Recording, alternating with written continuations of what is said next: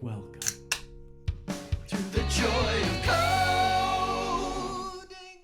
Hello, and welcome to episode 322 of The Joy of Coding. My name is Mike Conley. It's so good to have you here.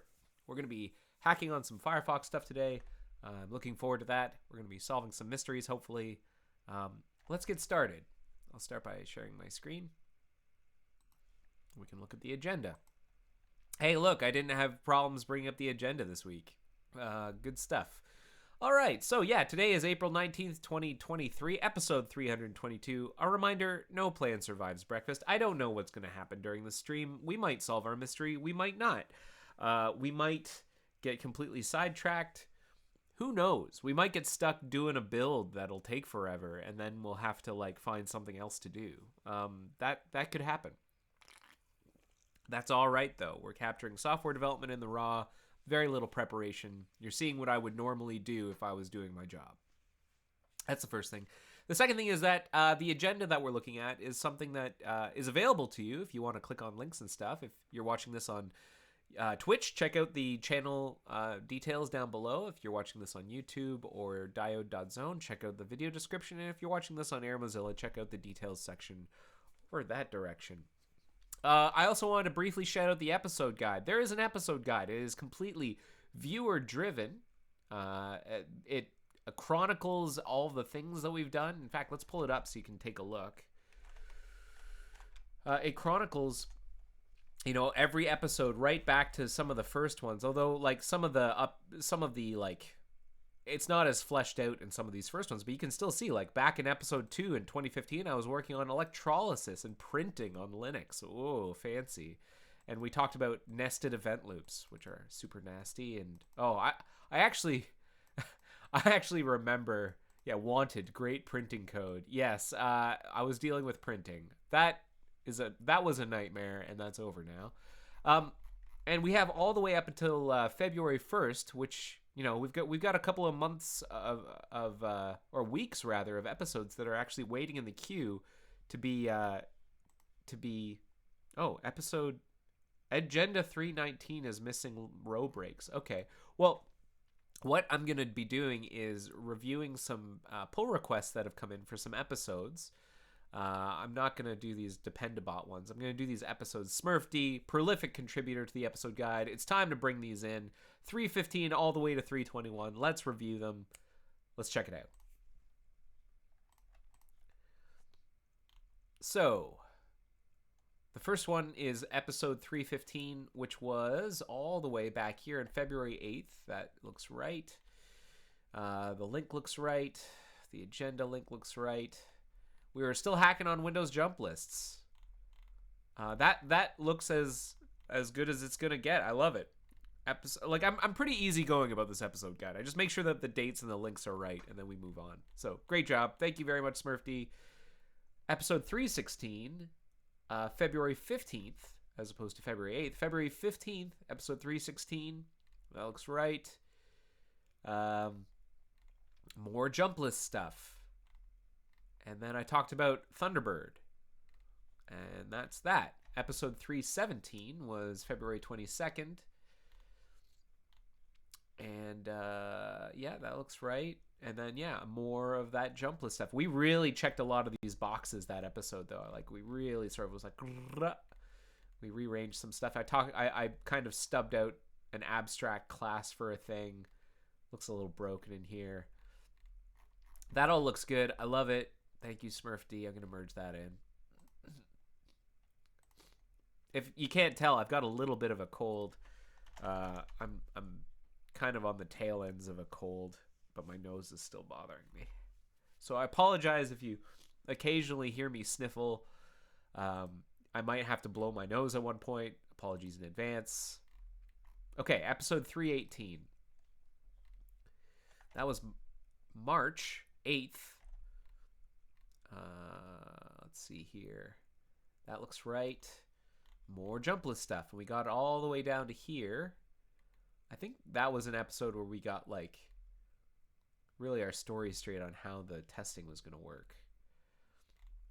I haven't worked on that in a while because other things have taken priority. This was kind of like a side of the desk project we're unfortunately not going to have time to work on it today, although I am waiting for feedback from some of our Windows experts on ways we can improve the patch, because I think there are improvements to be made. All right, so Smurfd said episode 319 is missing row breaks. Let's take a look at that. March 22nd. Missing row breaks. That looks right. I'm not sure what you mean, Smurfd. Can I preview this? How do I preview this?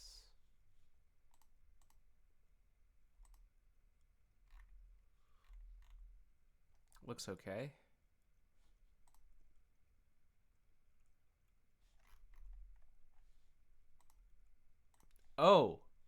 Oh, yeah, that's what you're talking about. All right, what happened there? Excuse me. Pardon my sniffling again. I really apologize. Oh, you know what it is? I think it's this. Let's see if that helps. Yeah, that's what it was. Oh, Markdown. All right, that is fixed. And the actual agenda itself, like the episode guide thing, looks pretty good. So I'm happy with that. That was 319. We got down there, and I talked about I was traveling the week after. So 320 was actually a couple of weeks later. That was April 5th. And I talked about the new migration wizard. And that's related to what we're going to be working on today, actually. This is the stuff that's kind of taken my attention, is the migration wizard. Okay, so that looks good. Episode 321 was April 12th.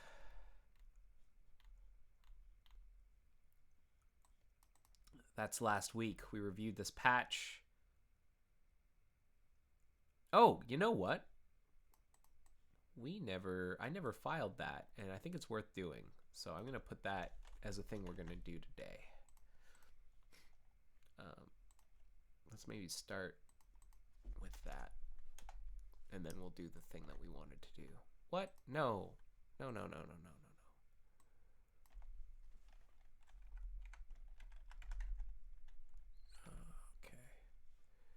Does that render correctly? Kind of. Good. Pin to toolbar race bug. We'll get that filed at least. I don't know if we're going to fix it, but we'll file it. That all looks good. I'm happy with that. Let's merge that into. Thank you so much, Smurfd, for the episodes.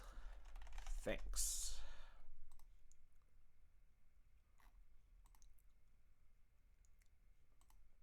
And the rest of these are Dependabots. I'll merge those later. So, episode guide is now up to date. Great. Thank you again, Smurfd, for your help there. What I wanted to work on today was two things. Hang on.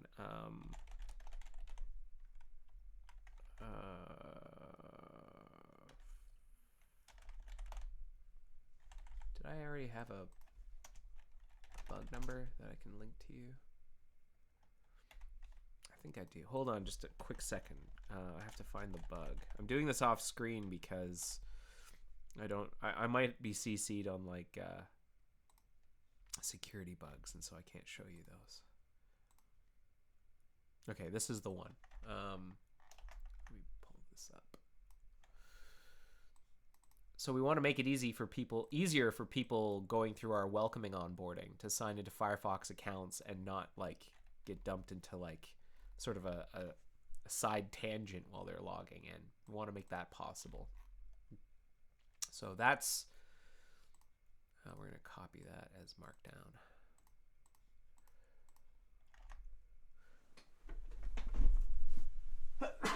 Excuse me. High def. See, the problem is not only am I recovering from a cold, but my seasonal allergies have also kicked in. So just my nose is having just the roughest time. A shout out to ragweed and grass, whatever it is I'm allergic to. Quick shout out, and sorry about the sneeze. Okay, so let's start by filing our bug here.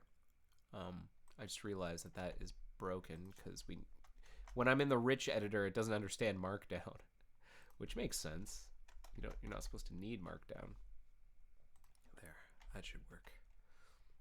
Okay, so I actually have a patch for this thing, but part of it doesn't work, and that's what I'm hoping to spend most of my time on. Let's file our pin to toolbar bug. We had noticed this last week, so what we're going to do is we're going to file a new bug under extensions.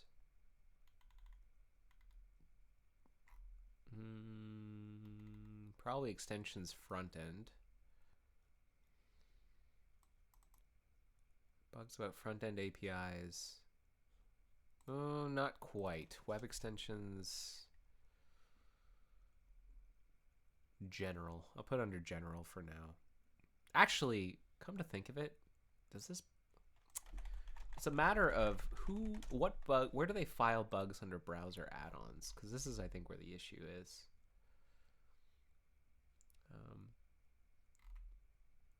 Let's find a recent one.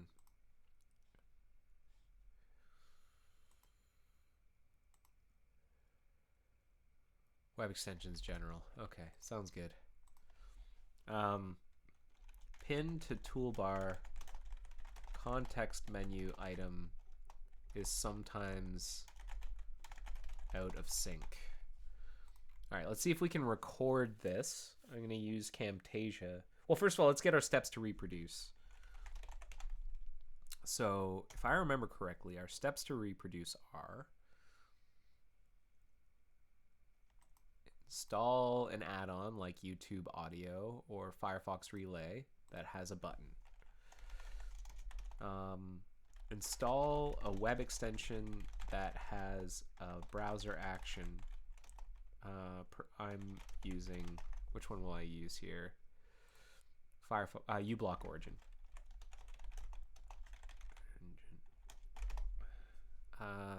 And then click on the add-ons toolbar button to open the add-ons panel.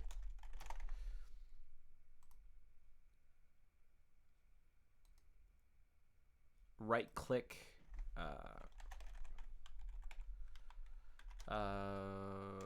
make sure that this add-on starts in the add-ons panel and not on the toolbar.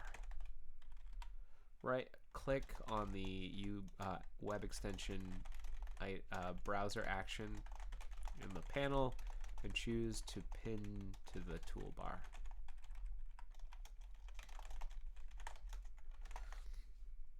Alright, pin to toolbar. And then I think the issue is, like, if you right click on this, you unpin to toolbar, right click on the button, the same button on the toolbar to unpin from toolbar and put it back in the panel. Reopen the panel and open the context menu on the web extension.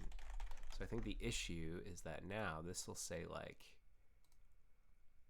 oh no, see, it's like erase. Unpin.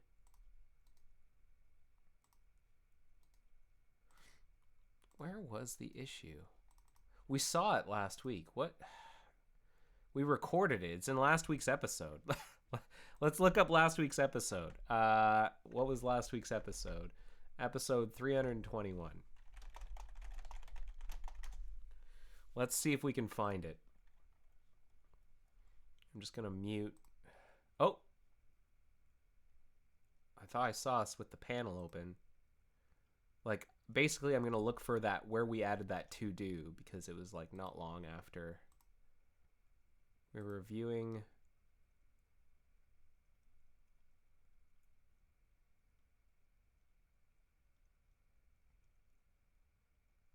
What are we doing? When did we add the to do? I'm just going to kind of scrub through here. When did I pull up my notes again to write that to do? If anyone remembers the timestamp of whenever we hit that bug, you know the one I'm talking about? Just let me know. Reviewing the patch. Reviewed the patch.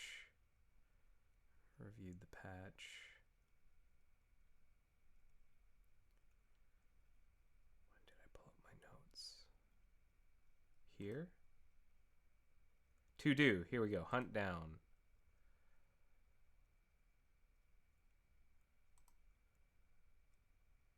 All right, let's listen for a sec. You just used for the panel. We just call it the extensions panel here. We don't show the word unified or anything. Okay, so what do I want to work on now? I was doing some stuff related to the migration wizard that I want to sort of wrap up. I have some patches I need to land, so maybe we can do that right. Ooh, Smurfy may have found our... Oh, okay, so I only wrote it down after Smurfy brought it up, so it was like somewhere during this review that I did it. Shoot, gang. It's somewhere in here. Oh, man. How are we going to find it? Is there like an auto transcript that we can maybe search the transcript? If we watch this on AirMozilla, we might be able to search the transcript. Hold on a sec. Oh, my allergies. I don't know if it's the leftover of my cold or my allergies, but all of a sudden things have gotten a lot worse. I think it's because I'm talking a lot. All right. This was episode, what, 321? All right. Oh, there's 321. Is this episode 321? Yes. Okay, so here it is on AirMozilla, where we have captions, and we can potentially search some... Welcome through the Joy Cup. OD, hello, and welcome to episode 321 of The Joy of Coding. Well, Mike Connolly, get out of here. All right, so we're looking for pin to pin.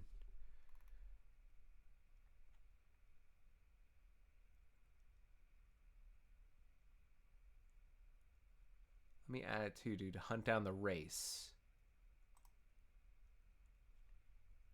I think there's an open bug on that, but I'll... here it was. We did it, gang. We found it. Let's go back here. So what were the steps? Hang on. Let's put this back in the bookmarks toolbar. And then collapse. So see, that should be pin. See how there was a race there? Like, see? Okay, so what did we do? We then collapse the toolbar to move it in there, and then we right click. Okay, so that's what we did.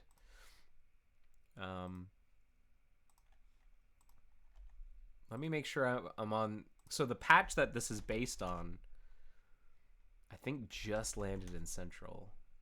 So let me pull that down, build, and make sure that we're running on the same stuff. Yeah, interesting. Looking at your own live YouTube to see a bug again. Yep, it's happened before. Sometimes, like, live hacking has its advantages. Like, I've got this sort of archive of all the stuff I did, and thank goodness for these auto transcriptions. I found the situation in the past. Imagine if you had a personal recording of your entire life and could search it. Jeez. And all the stuff you said. Privacy nightmare. All right. Let's build. I did deliberately leave a message to future Mike. I do recall that. Let's leave another message to future Mike. In the event that I'm ever looking through this text, maybe I'm using large language model to parse through all this text. This is a message to future Mike. Hello, future Mike. Past Mike here. Just letting you know that all is well. Your allergies are still pretty brutal on April 19th, 2023. But, the sun's coming out. And I hope you're having a good day. So that was my message to future Mike. End transmission.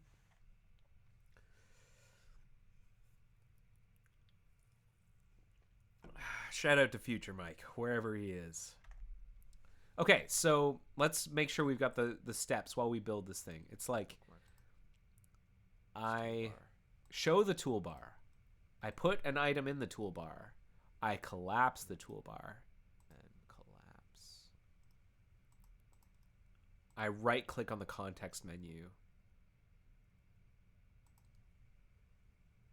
So see, that should be pin. And then there was erase. Okay.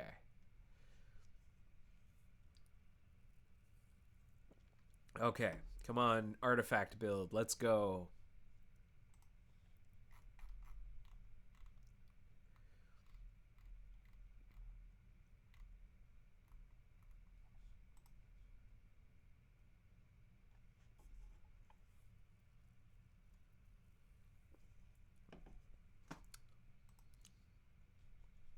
Purging some artifacts. Oh man, come on, let's go. I don't want to wait for this. All right, well, while we're waiting, any questions about what's going on so far? I could try and field some questions while we wait for this thing to... I guess I can write out these steps. Install web extension. I'm using uBlock Origin. Click on the items button. Oh, so not that. And I think this is related to this.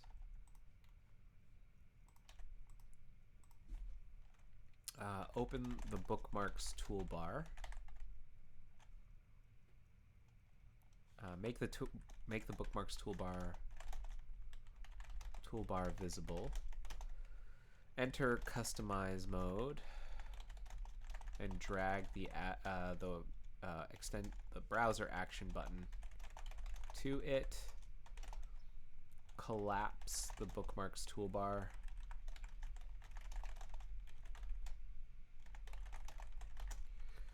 Open the add-ons panel, which the add-on browser action should be in now. Context click the browser action button. Expected results. Pin the context a context menu item unpinned from toolbar should be available rather than pinned to toolbar. Actual results. Pin to toolbar is display. Oh, it's not unpinned from toolbar. It's like pin to toolbar should be checked rather than unchecked. Is displayed unchecked. Closing the context menu and reopening it. Wait, is that what happened? Let's look at the video again. And then collapse. So see, that should be... Yeah, okay.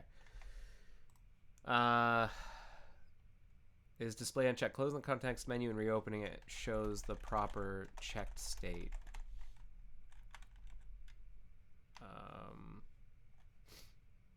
Let's run our build. Make sure we can reproduce this reliably.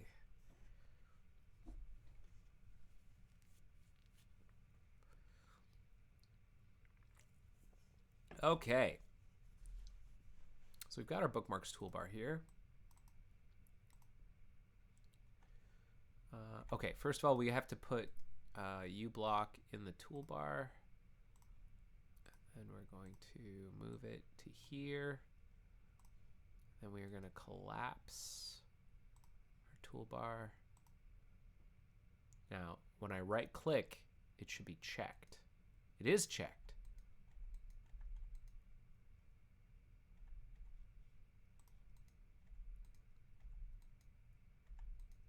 Ah, see? Okay. There's like a delay. It's like, okay. I think I suspect that there's more to this than just the. Okay, I think I got what's going on here.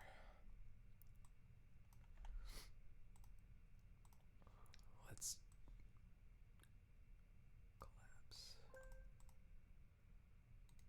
Pin to toolbar.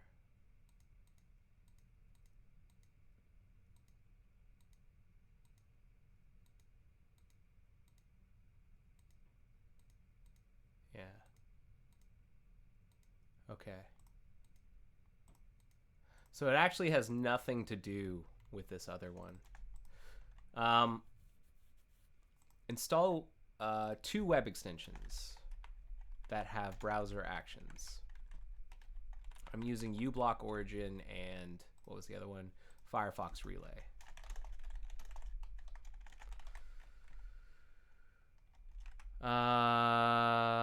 Then 2. Pin one of the browser actions to the toolbar. Shrink the browser window down so that both browser actions appear in the add-ons panel. And then it's like right click on the one that is already pinned, the one that's overflowed, and then right click on the one that's underflowed. Right click on the open the add-ons panel. Right click on the browser action that was overflowed from the toolbar. The context menu should show pin to toolbar in the checked state. Right click on the browser action that was already living in the toolbar in the panel and was never in the toolbar. Expected results. The context menu for the second item should be in the unchecked state. This context menu item for pin to toolbar for the second item should be the unchecked state.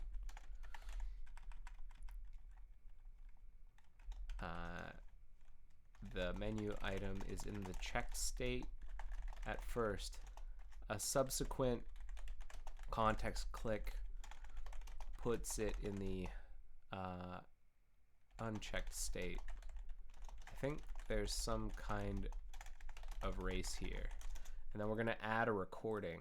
We're going to use Camtasia to record ourselves doing this. We're going to choose a particular region. Let's choose a custom region of this. Okay, we're going to start recording.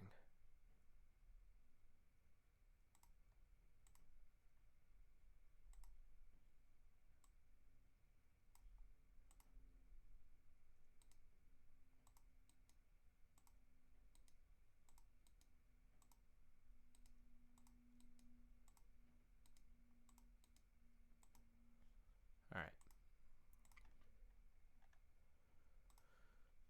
Got it. Okay. Project settings, fit to visible. We're gonna save as a local file, as an MP4. And we're gonna call this add-ons panel context menu bug. Let's see how compressed it was. Oh, 4 megs, that's not so bad. Add an attachment.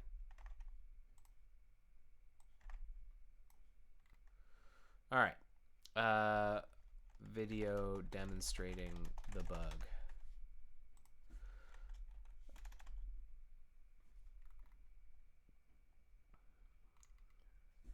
The attached video shows the behavior for both items in the panel. There's a delay. There seems to be erase for both of them. Okay. So defect. Submit.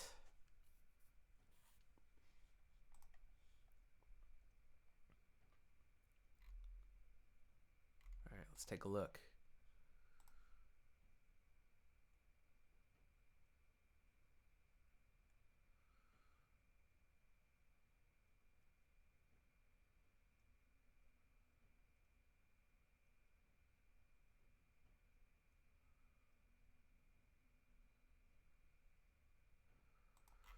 All right, filed. So that'll get triaged by the web extensions team. We're gonna say done and link to here.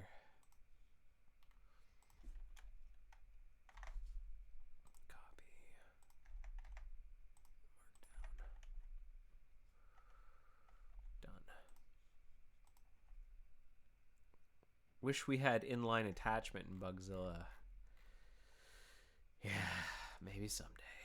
All right. So what was the other thing I want to work on? It's a mystery. I have a mystery for us. A completely different mystery. So let me show what we're trying to build here.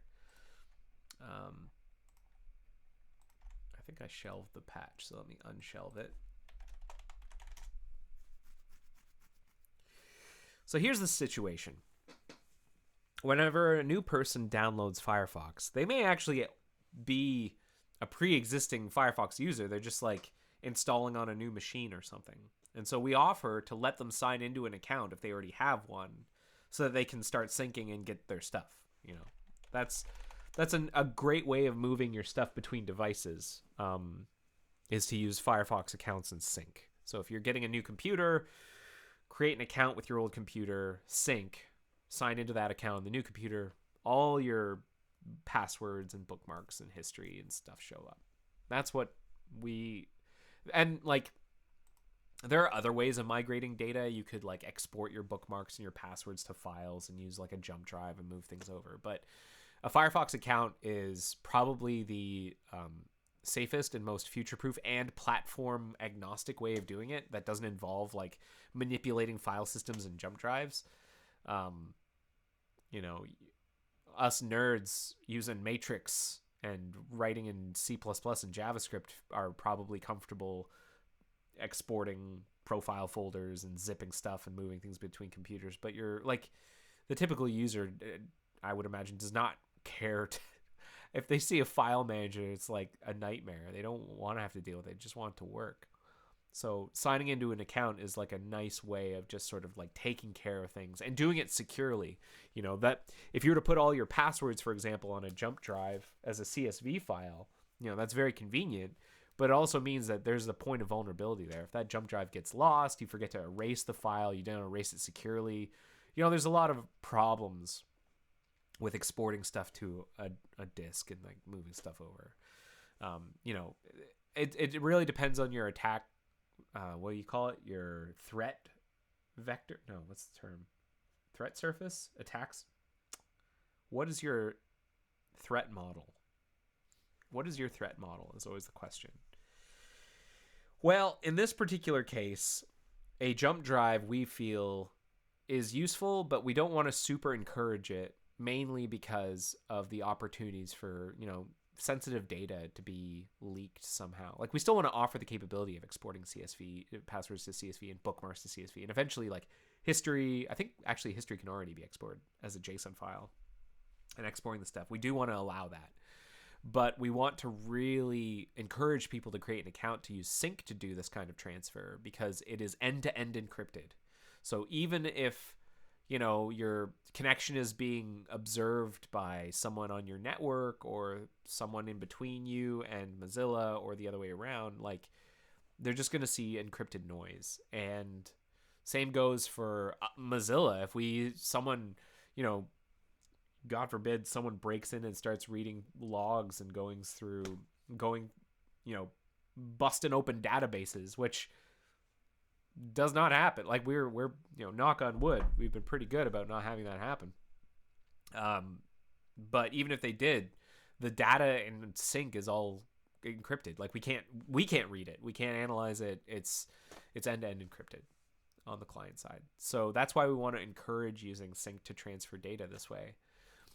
And where am I going with this? Oh, so one of the things we want to do during onboarding, did I already apply the patch? Did I unshelve? Yeah, okay, good. Did I build it? Well, let's see if it works. So this is some of our onboarding. And there's like a couple of different variants of our onboarding. Excuse me. But one of these parts is like, okay, if you can sign into an account. There's like a link up here to sign into an account. But like it's not amazing because we want a user to have the opportunity to easily do a couple things. It's like sign to account, maybe pin to the taskbar, maybe set us as the default browser. Like these sorts of things that kind of like help Firefox become like a presence that users can use easily. It's just like the basic setup things at the very beginning. And the problem with signing into an account is that we have to do it in a new tab. We can't do it in an iframe. We have to do it in a new tab. And the problem with that is that you are interrupting the onboarding by having the user do this. And we're not making it easy for them to round trip back, because whenever you finish signing into a Firefox account, what we take you to is like your Firefox account management page, and your About Welcome walkthrough is going to be sitting in the background. Not ideal. So what I'm hoping to do is use this new mechanism that I'm building to make it so that this page can open up a Firefox account sign-in flow, and then once sign-in completes, the tab closes and you continue on. That's the idea. And it works, except that, let me show you how it works. So this is this is the code I've written so far, and it needs some cleanup, but I'm just going to give you a breakdown of how it works. So I'm glossing over some of the details and the plumbing and stuff, but effectively the web page, this privileged web page about Welcome, sends a message to the parent saying, hey, can you please take us through this Firefox account sign-in flow? That's this message. And I go, okay, well, first of all, are we even allowed to do this? If not, well, and so like we don't do anything in that particular case. So we might need to, like, we probably don't want to show the user a sign-in link if they can't, and a sign-in deck if they can't connect to an account. And the reason, like, I think one of the things for Can Connect account is like we look at the enterprise policies and stuff to make decisions on whether or not this client is allowed to connect to a Firefox account. There's a whole bunch of stuff, and maybe the user is disabled somehow with a user config JS. They've disabled FXA or something. So like there's that first check. And then once we determine that we can, we figure out what the URL is for opening up the sign-in flow. And then I use this mechanism to open up a new tab, force it into the foreground, and resolve this promise with the browser that gets created. And then this is kind of like the real guts of it. So at this point, we have our tab, and we have pointed it at the URL. This is kind of the real guts of it, where we set up this promise, and I use something called an abort controller, which is pretty neat if you've never seen one of these before. It's a DOM API, or a DOM mechanism. Let me just put a link to the documentation. This is a really nice way of having like a teardown mechanism that is, you can pass the signals for an abort controller into like add event listener, things like the fetch API, so that in the event that you're like, oh, it turns out I don't care about that fetch request anymore, or these events, you can just call like controller.abort, and your event listeners get removed, the fetch gets canceled, like all of this stuff. It's almost like the Wile E. Coyote, dynamite box with the plunger. It's a very handy API. And it's a nice way of having like a common teardown mechanism instead of like having a cleanup function that removes all of your event listeners or something. That can get cumbersome. And so it also makes it so that you can pass those signals in as like where is the signal being used here? Signal. So that's for the fetch API. For add event listener, you can see it being used. Let me find you an example. Abort signal.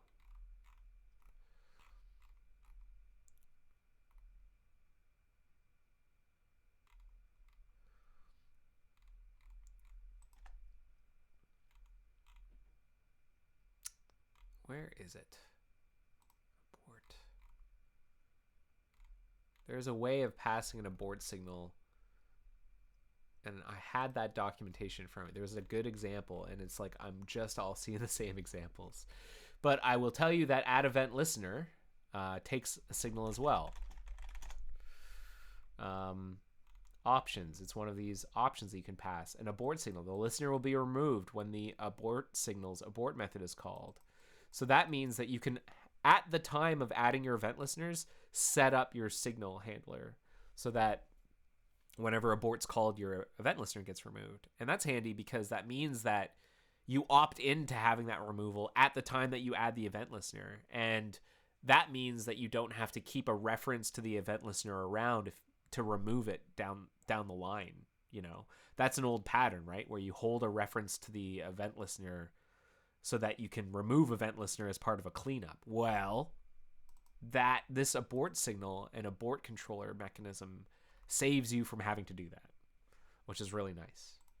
Now, unfortunately, not everything accepts a signal. For example, there's this add and remove progress listener, which is the root of what I'm hoping we can investigate today. So let's walk through this. We set up our abort controller. We get the signal out of it. The signal itself fires an event called abort. It'll fire it once. We're going to add an event listener for that abort event. So when it's aborted, to remove the progress listener, because add progress listener doesn't take a signal. And then we also add an event listener to the tab close event for our newly opened Firefox account tab. And, you know, we have that signal there. And in the event that the tab closes, we call abort, which is going to remove the tab close event listener, even though it was already called. So this is that's fine. And then we can resolve false. So the idea here being that in the event that the tab closes before the user signs in, we're going to resolve the promise for this to false. Basically, we're going to tell About Welcome, signing into Firefox accounts, the user aborted. They just decided not to do it, which is valid. You know, maybe they closed it by accident, or maybe they decided they didn't want to do it, or they don't have an account, or they don't want an account. That's fine. We can make decisions based on that. But this is the operative part. This is the important part. So this progress listener, its job is to listen for, and it's kind of hacky, but we're listening for the final page of the sign-in experience. Like when you finish signing in, you go through a couple of redirects, and then we take you to a page that's like, hey, thanks for signing in. Did you want to connect another device? And when we detect that we've gone to that page, we go ahead and say, oh, we got here. We did it. We've signed in, and we resolve our promise to true. So did sign in will become false if the user closes the tab, and it will evaluate to true. It will resolve to true if the user completes sign in. And then because we're awaiting that value, we then proceed. We check to see whether or not the user did sign in. If they did, we close the tab. And then if they didn't sign in, then the tab was closed already. And then we return the value to the caller, true or false. Did they sign in? So yeah, this is, I'm going to actually just remove this. I was trying to solve the problem that I'm hoping we can look at today. So let me kind of, I don't know if we're going to solve this. I really hope we do. First of all, let me show you this working. I'm going to show you it working, and then I'm going to show you it not working.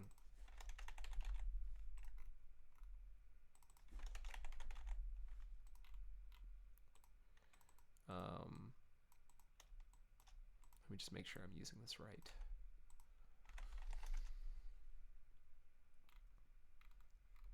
Okay.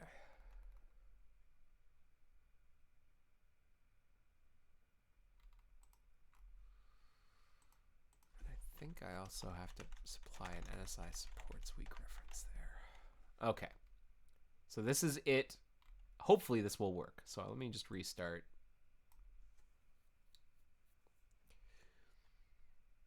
All right. Let's open up our debugger. And we can start walking through some of this stuff.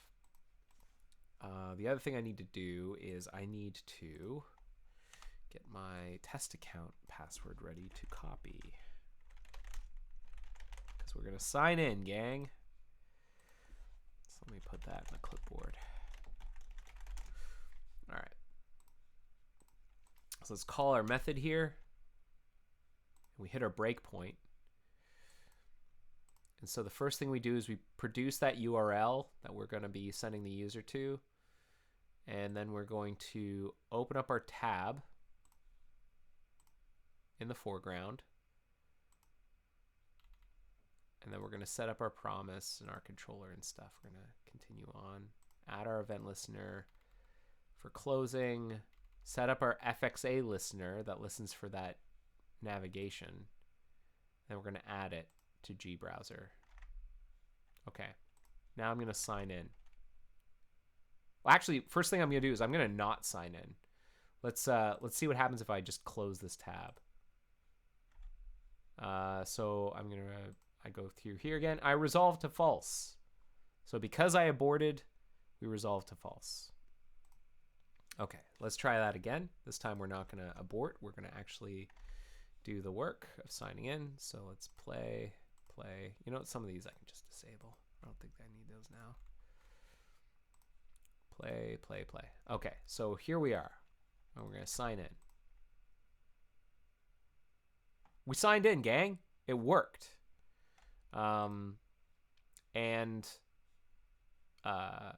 We return true here. So now we're signed in, we return true. That's the experience that we want.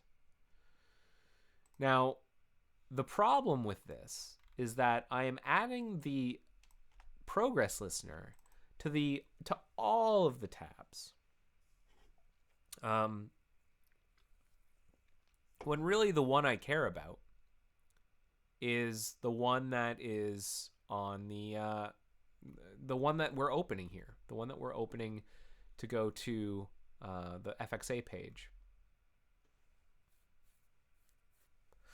So, you know, that is my question: is how come? So here's what I want to do. Here's what I want to actually do. I want to add it just to the browser that we opened, and remove it from the browser whenever we're tearing down. But the problem is that this doesn't work for some reason. Even though browser accepts a progress listener as an argument, it does not seem to like it. So I was hoping we could try and figure out why that is. So let's restart again. We can see what happens with it not working. So let me sign out. And we're going to call that method. Get my password. See, this is the page that we get to that we actually just want to like collapse. And we never close it. And there's a lot of stuff in here that are errors and stuff, but I think a lot of this is unrelated. We never actually, like if we do that again, you'll see that we never actually call into the on location change. I'll set a breakpoint there. I'll set a breakpoint on state change. You'll see that we just we never, we return false because we closed the tab. We don't hit either of those for some reason, which is really interesting. Here's the other thing I just realized. Let's go back. Let's go back for a second and put gbrowser back as our mechanism. I just noticed this is supposed to be hit as well. Like we've got a debugger statement in here And why wasn't it being called? Why,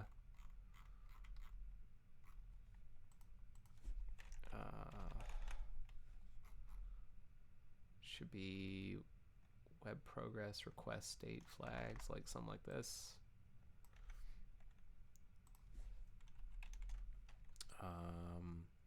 Console.log on state change. We should expect that that's called when we use the G browser, because it's working, right? Okay. Oh man, it's cold. All right, let's open up our debugger. We should expect this to get hit and this to get hit.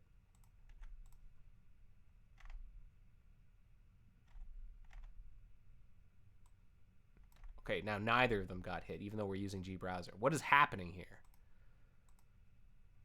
You saw that working before, right? So what's going on?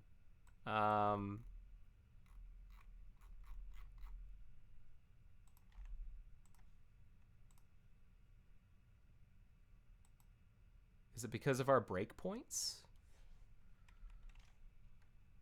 Let me G-Browser, add progress listener.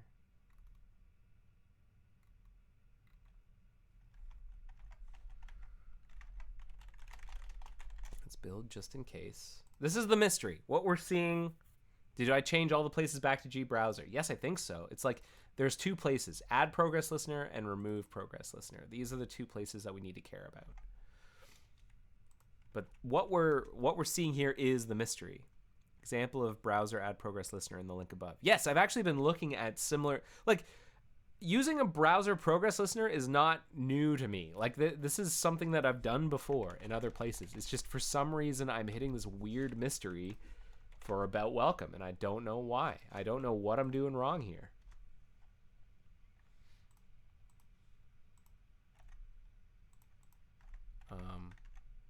Oh, am I?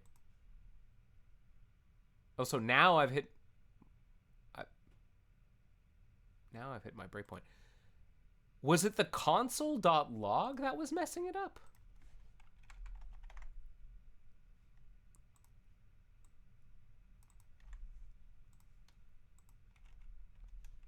Maybe it's also because I haven't been running mock build faster. Is there some packaging that needs to occur?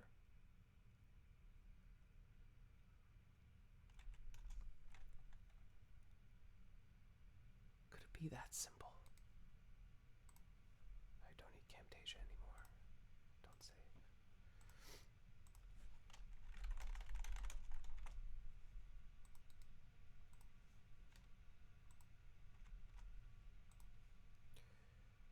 Header state change.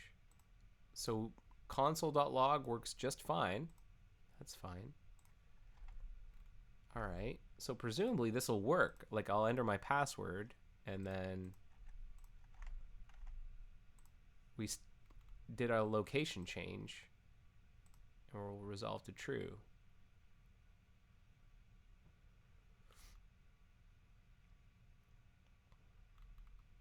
Okay. So on state change does work. Let's go back now and put this back to browser, add progress listener. So let us use some Sherlock Holmes action. We're gonna list some hypotheses.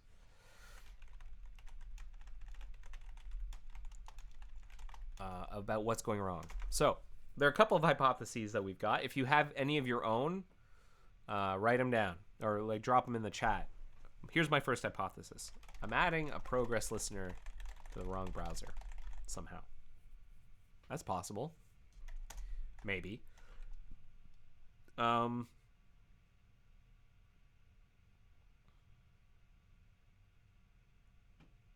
browser for the FXA browser does not accept progress listeners for some reason. That's a hypothesis. The progress listener is misconfigured.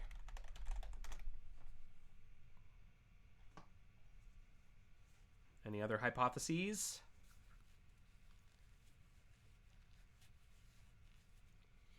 Possibilities? All right. Well, let's start with those three. I'm going to get rid of the on-state change. You don't actually need that. This is the one that really we care about. Also, while I'm here, I'm just going to reformat this because it's bugging me.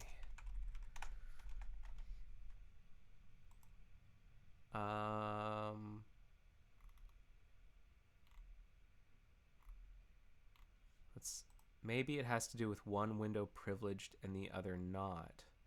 Well, the good news is that about welcome parent is running inside of the parent process, which has full privileges. The question is, where is browser defined? Browser is up here.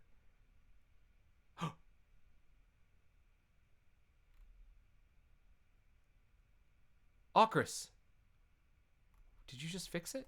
Did you just give it? Say tab.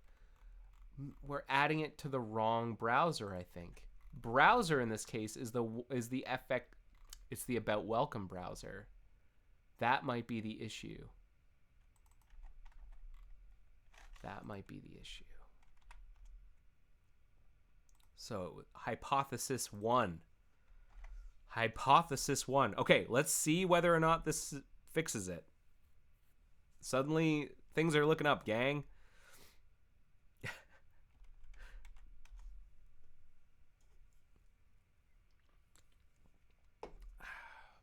Let's see.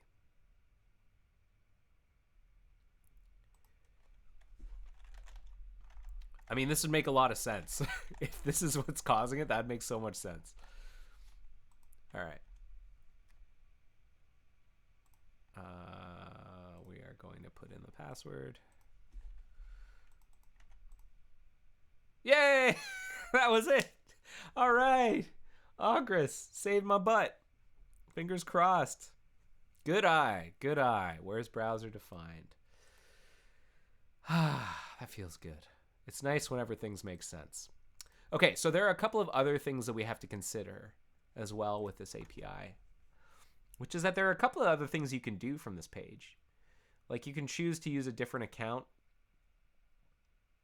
You can say, oh, I forgot my password, and begin a password reset. And then you type in your email address, you begin a password reset,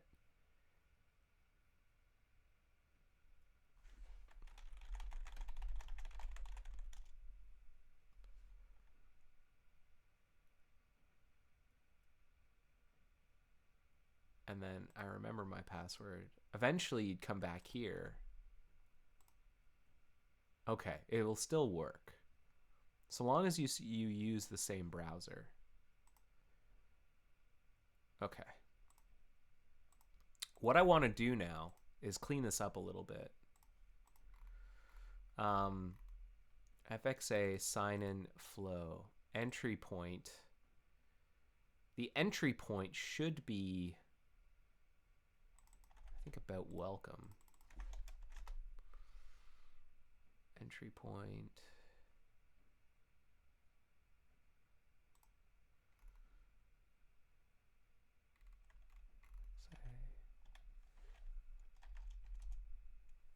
Show Firefox accounts, data.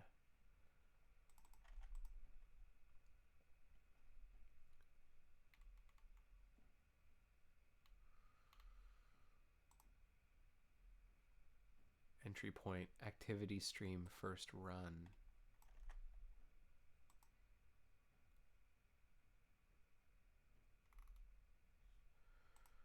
I think that's the one that they care about. Activity stream first run.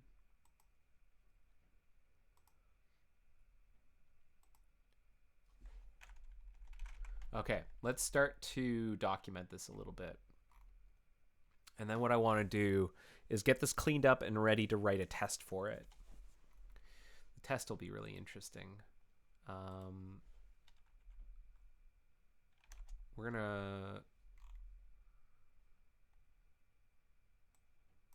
break makes no sense after a return, by the way.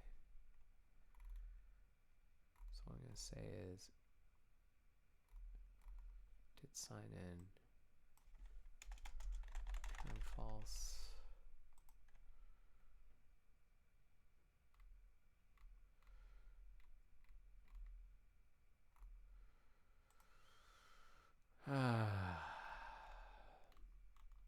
That's nice that we figured that out. We're going to be setting up two types of listeners. Oh, excuse me.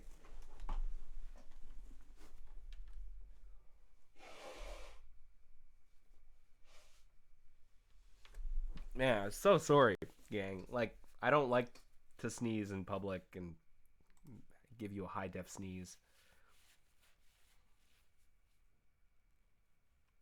Danny Colin asks, is it possible to add the login flow directly into the About Welcome instead of opening a tab? Unfortunately, no. So the reason why, for example, we don't allow embedding the login flow, we used to, but there is a serious clickjacking problem when you do that. And that maybe with various improvements to the content security model on the web, we might be able to revisit that decision. But for now, there is a vulnerability where users can be potentially tricked into signing into their Firefox account and a clickjacking attack occurs. So we do not allow for embedding. That's the reason, for example, why places like Duo and Auth0 don't really do embedding either. Okay, two types of listeners for this mechanism. One, an event listener, an event listener for the tab close event to detect if the user closes the tab for completing sign in. And two, a NSI web progress listener, that listens for the user, the new tab reaching the page that shows up after sign in completes. And both of these, we want to clean up both of these listeners when all of this is done. We use an abort controller to make it easier to manage the cleanup.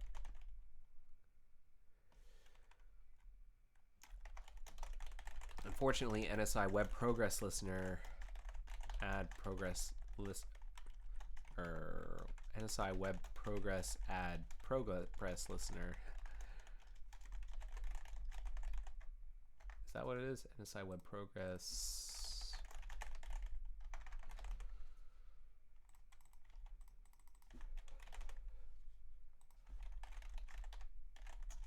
Yeah, add progress listener does not accept a signal, an abort controller signal,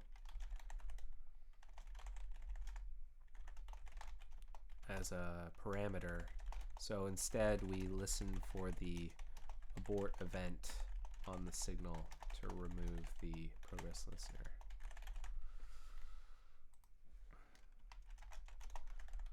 The event, the tab close event listener can accept an abort, the abort signal, abort controller signal.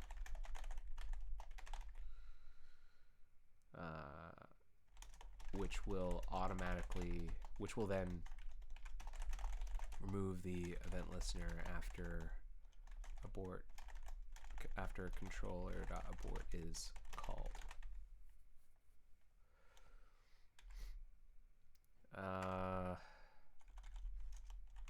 If the tab close event was fired before it was before the event handler was removed, this means that the the tab was closed and sign in was aborted was not completed, which means we should resolve did sign in to false. Okay, here we go. This NSI web progress listener will listen for the FXA browser to change its top level location to FXA connect another device path to the URL, which we will interpret as having completed sign in.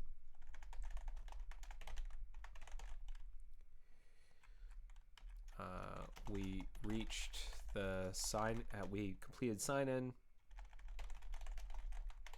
So tear down our listeners and resolve did sign into true.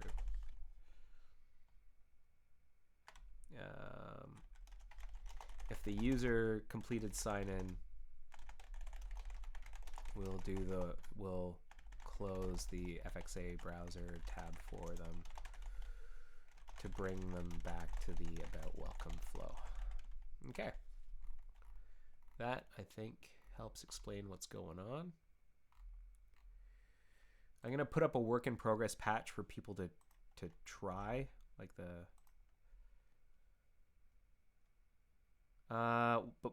Smurfd says, but when you are back to welcome, it still says sign in the top corner. Yeah, so we're gonna need to do another piece of work here, which is that after this resolves, if it ever resolves to true, we need to update about welcome to like be in the signed in state. That's the next part of this, which I don't think I'm gonna do. That's more of like an about welcome team thing to do, but they'll have the capability by using this message, this mechanism that I'm adding for them. All right, let's commit.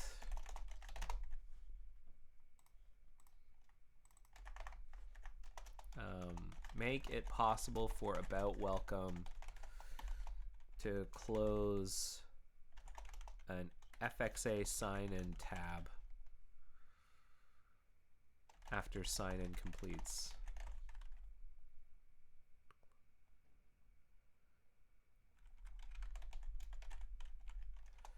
I'm going to ask Mardak to review this and maybe Heiss.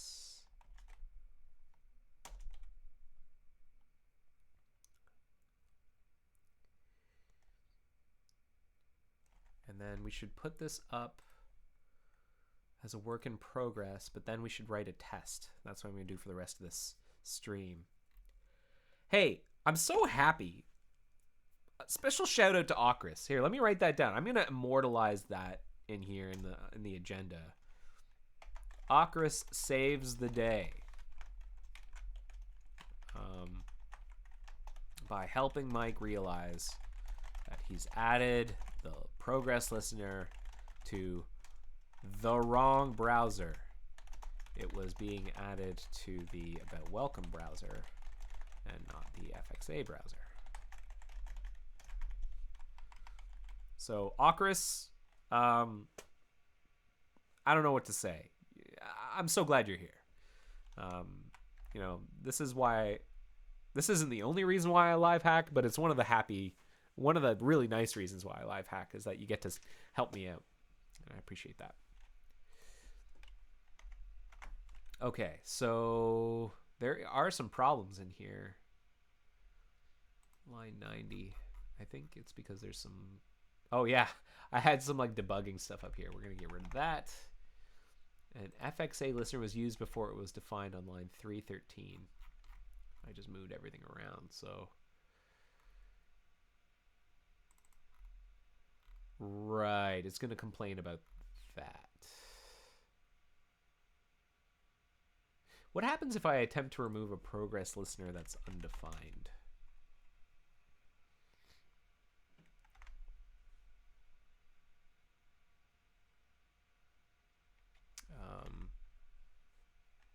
I'm just curious, actually. Gbrowser, selected browser. Remove progress listener. I'm just going to remove an object. So it doesn't like that. It also probably doesn't like undefined or null. Okay. So it's got to be defined. So what I think I'm going to do is going to move this down here. Maybe actually move all of this down here.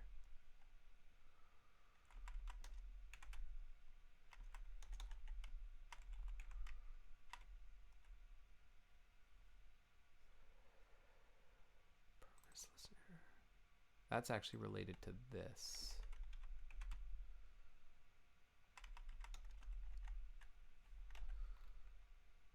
All right, now that I've reorganized things, I suspect that linting will be happier, but we should double check that it still works.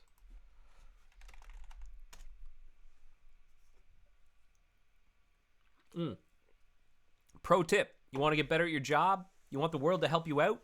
Live hack. Live hack. You may have saved me hours of time, which is great. All right, so open up that this. No, wrong window. I want the one with my passwords, which I've put into this other window. Firefox account password. Okay, we're gonna paste that. Good stuff. Good stuff. Whoa, nope. Okay, so close that. We're gonna put this up as a work in progress. And I'm gonna message a colleague about it.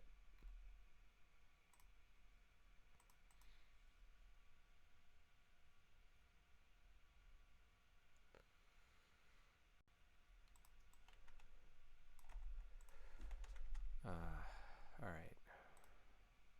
Let me just message my colleague about it.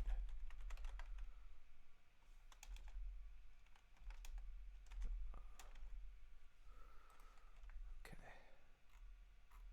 Change is planned. All right, so now let's write a test. Oh, I should definitely not do that part. That part I should uncommit. That's just, I was like adding a,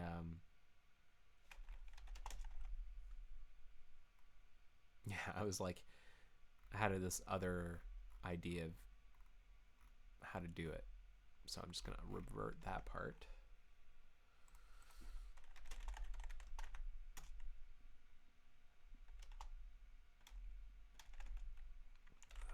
Submit tip whip.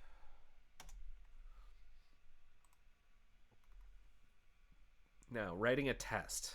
The way I want to do this, I think, is by looking at some other similar tests. Like, is there a test for AW New Screen or send to device emails supported?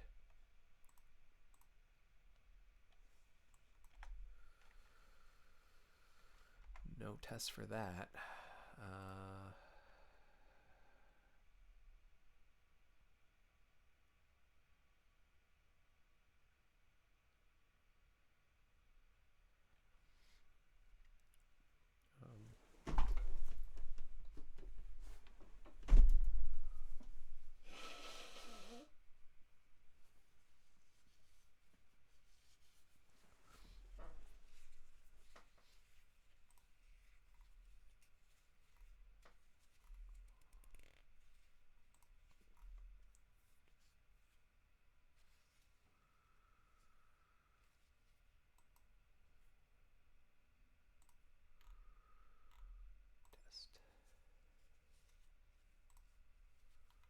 Browser about welcome. Here we go.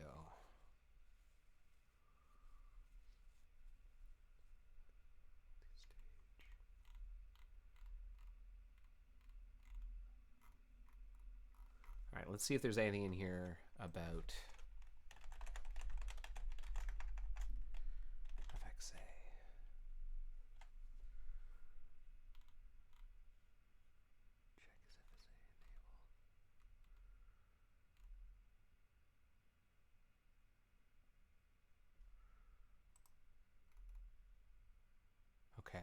Now, how do we fake an FXA sign-in?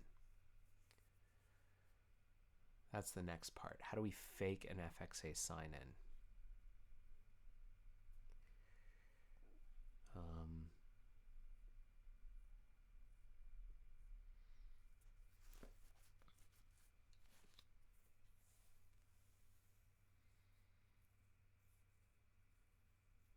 Well,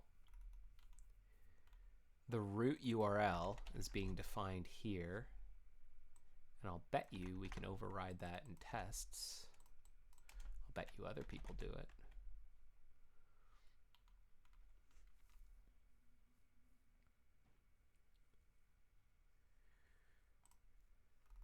Yeah, set it to example.com, which is a local server that we run, pointing at that.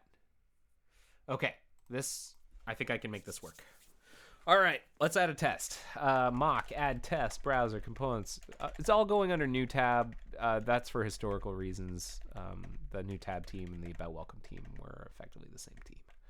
Browser, about welcome, FXA sign-in flow is what I'm going to call it. We're going to add that test to tracking. Let's open her up. First things first, we write down what we're going to test. Test that the what is the name of the method exposed to about welcome resolves to true and closes the FXA sign-in tab if sign-in is successful. So that's like the base case, and then we're going to want another one that tests that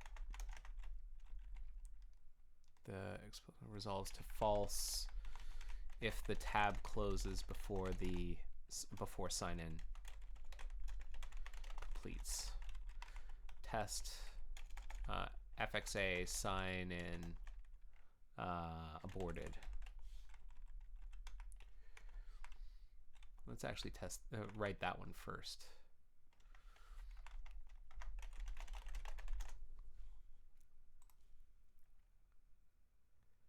You would have to mock the whole auth process.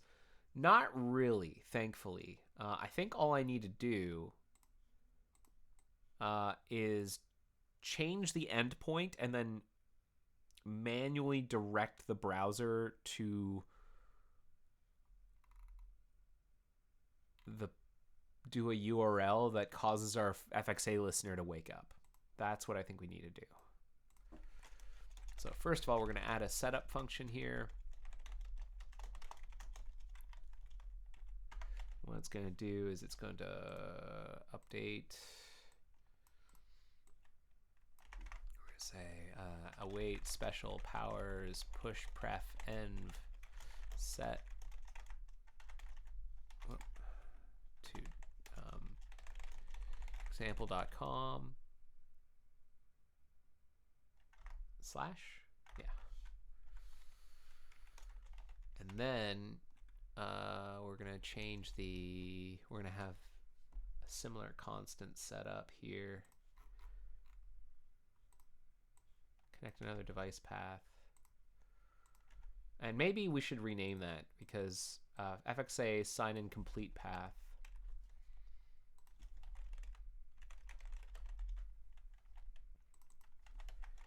Connect another.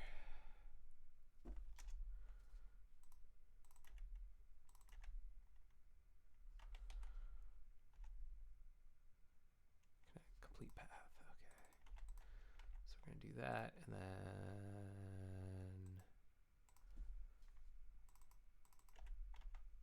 connect another device. Const test root equals https example.com / we're going to update that to be our test root, comma, trailing comma, because linting likes that. Okay. And then we are going to load about welcome. about welcome. Browser equals G browser, selected browser. I think there's a browser test utils for loading a URL. Is there one for welcome?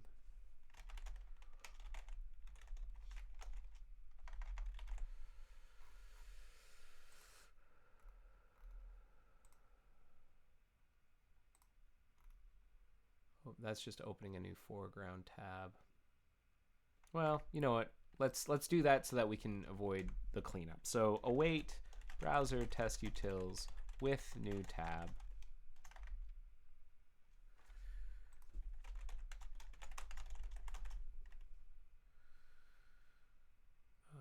And then we're going to go to about welcome browser. Then we have to call, we're going to expect a new tab. Let fxa tab equal browser test utils wait for new tab, and then wait for new tab.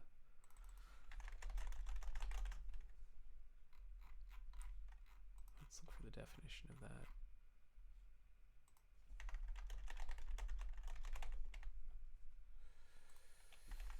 Wait for new tab. Takes want load. Wait for load. Wait for load. False. Wait for new tab. G browser. Want load.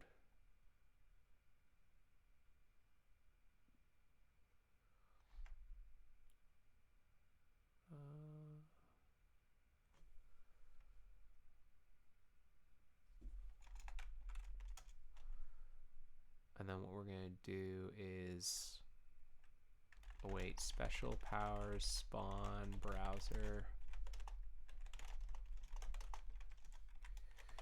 content, and we're going to call our special function. And we're going to say let result equal, and we're going to return that. We're not going to await it. Result promise. And then what we're going to do is we're going to close the tab. Browser test utils remove tab fxa tab. Oh yeah, we have to await fxa tab promise. Tab equals await fxa tab promise. We're going to remove the tab, await result promise. Result cert. Okay, not result.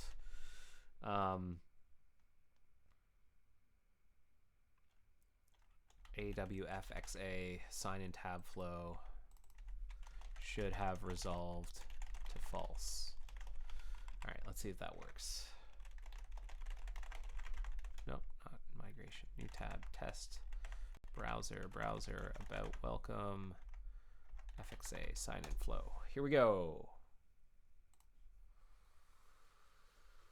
Woo!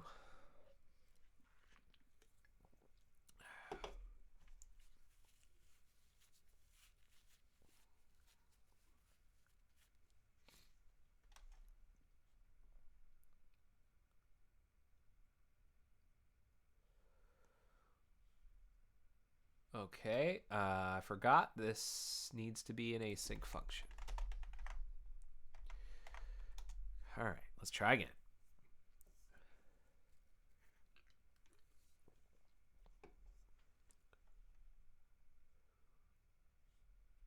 Valid assignment on the left side on line 34. Oh, whoops. Let fx tab. Man, got brainworms today.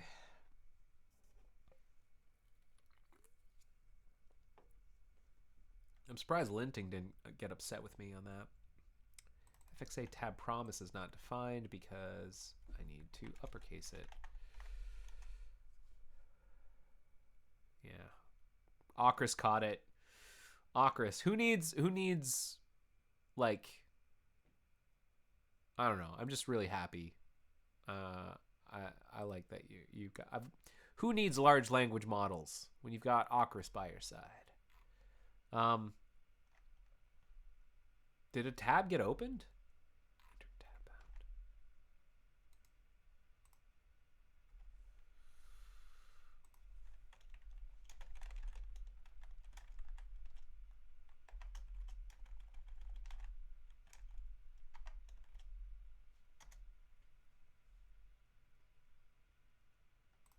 Oh.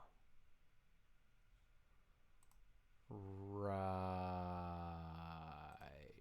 I think I have to do that. I have to like reach through the X-ray. Ocris GPT. Hundo P. Yeah, you know me. Yes. Okay, that's the first test. That worked.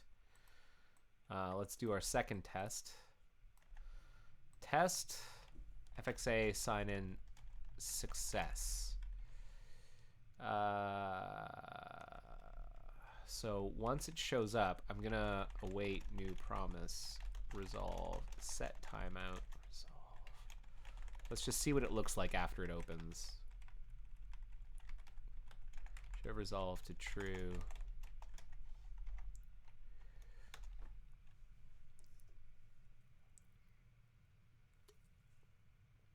Human curated expertise.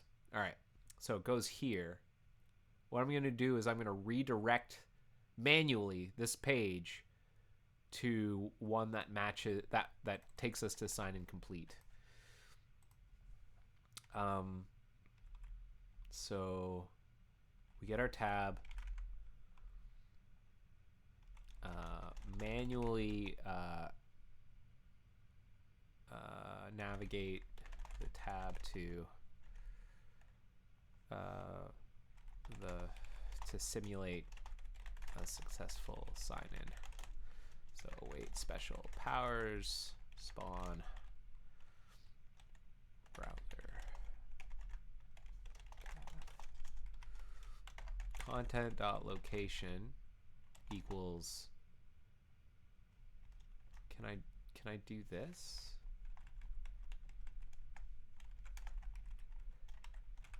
Will it be happy with that? Let's see what happens.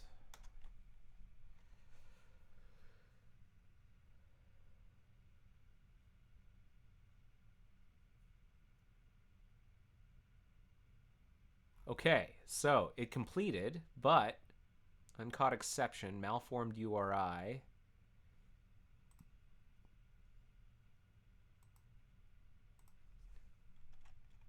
Is it maybe something like that?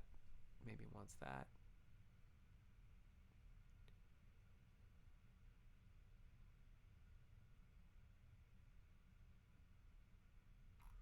Still no good.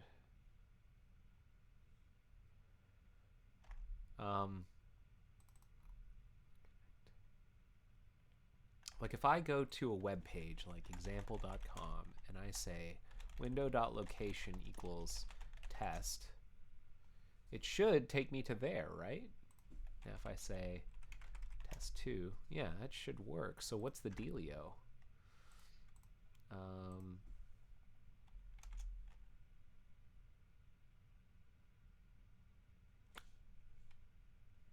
Console.log location path.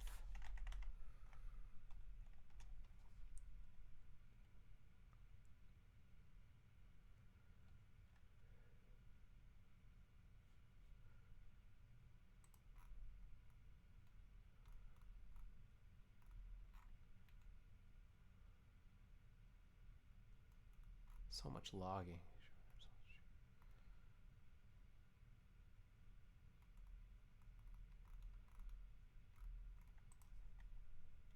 Console is not defined. Oh, of course. Content. Maybe I'll just do dump.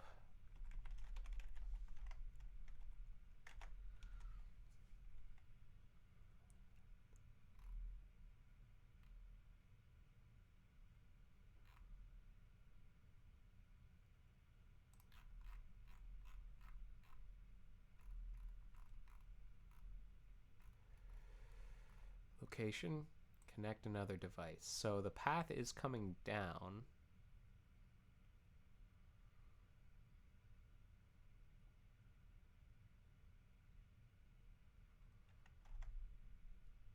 We get an exception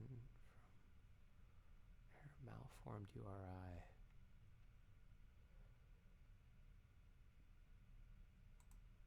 Let's look for other examples. Content.location equals. Maybe we just have to supply it with the full URL. That's probably fine. Test root plus. Maybe it'll be happy about that.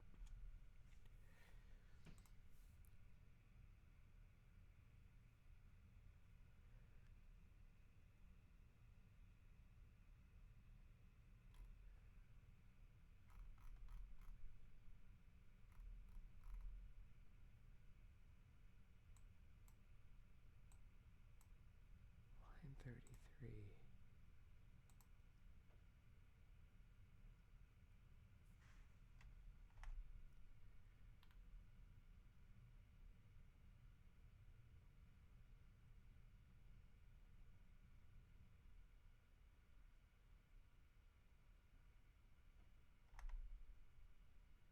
What happens if I take the user to https example.org, which is a different path that looks valid? If you dump the path.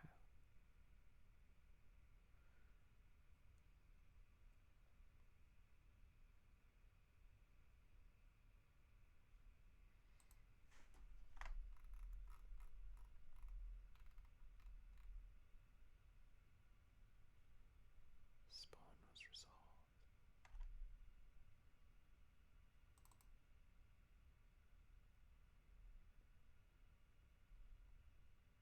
Okay, let's start by skipping this test. Let's also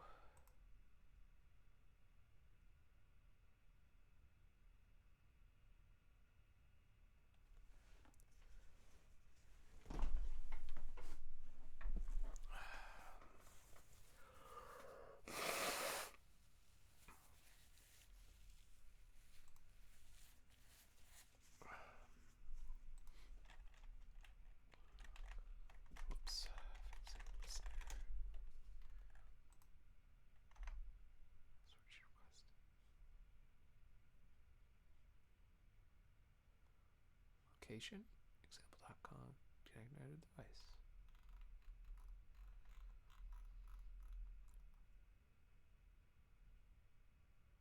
Except that I was trying to take it to example.org. Oh, it's dumping the other one. Okay, so I try and take it to example.org.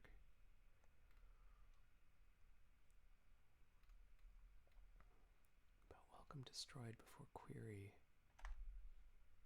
Oh, of course. I'm taking. My bad. I know it's the same problem. Ocris, it's the same problem. I'm sending the wrong browser. Sending the wrong browser.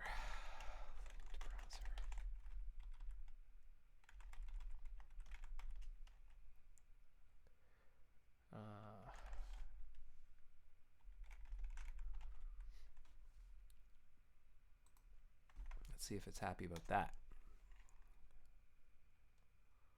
Too many browsers, gang. Browser gang, rise up.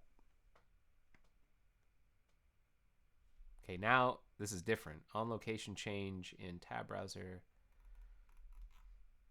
Can't access property has a fail. Has attribute. Tab browser. On location change.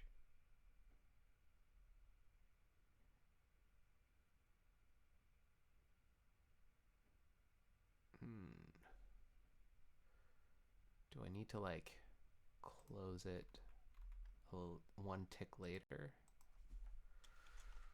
Await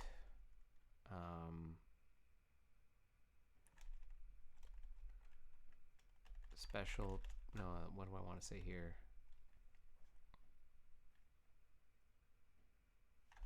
What's going on here? Can't access on location change because the tab is undefined. Tab browser on location change. Because during the location change, we're tearing everything down.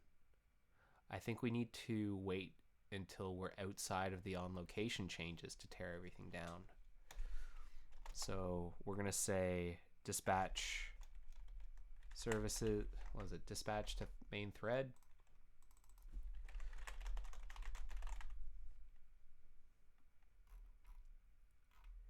Services TM dispatch to main thread, and that will resolve. This is how we put it on the next tick of the event loop. Just main thread. Resolve true. Let the event loop breathe. Queue up the resolution to occur after all of the location change handlers, all the on location change listeners fire to avoid runtime errors.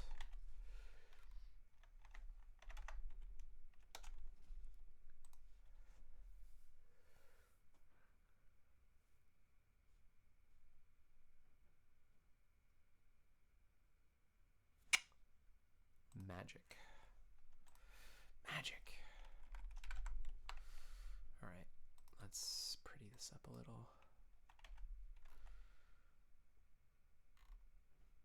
We can unskip this.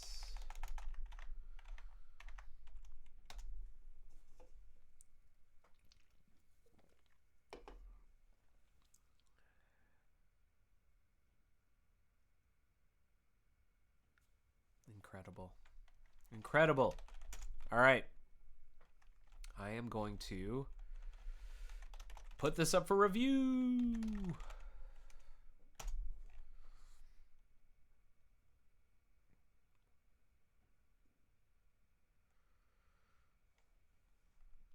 And that, I think, is that. Thank you so much for watching episode 322 of The Joy of Coding. That was a real whirlwind, eh? Like, figured out that race thing, or didn't figure it out, but we filed it. And then we got this thing solved. Special thanks to Ocris. And we got a test written. So, like, full story kind of wraps up there. That's beautiful. Let me know what you thought of this episode. Click on the Rate This Episode link in the agenda if you want to send some feedback. Once again, I apologize for all the sniffling and the sneezing and the blowing of my nose. I try not to do that, but I didn't want to skip today's stream because I knew today would be a good one. So, special shout out. We're going to put up for review. That's it. Hopefully I'll see you next week. Take care, everybody. Have a great week. Bye-bye.